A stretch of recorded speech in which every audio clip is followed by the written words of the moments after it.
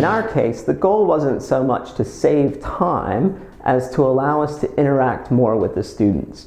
So in the previous incarnation of our course, where we had a large lecture, most of the time spent where the students and the teachers were in the same room, there would be the teacher talking, explaining some technique to the students. But what we wanted to do is we wanted to make this more active.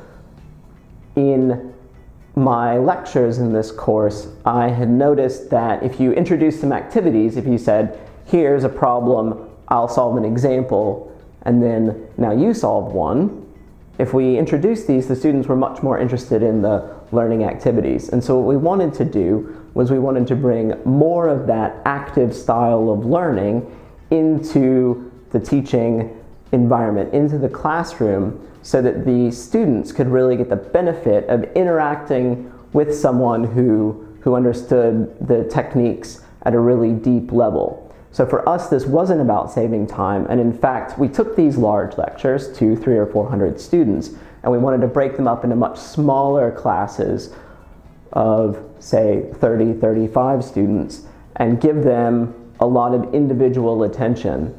So in this case, it wasn't about saving time, it was about improving the teaching experience and really getting the students to involve themselves and engage with the material. Our main hope for the class time was to increase interaction between students and the teaching staff, and also between the students themselves with each other.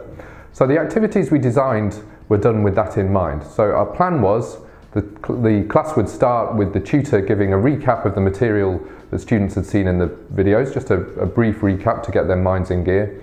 And then we'd move on to an example done at the board, the idea being that the students would contribute some of the steps in the working, and it would increase sort of discussion between the tutoring staff and the students.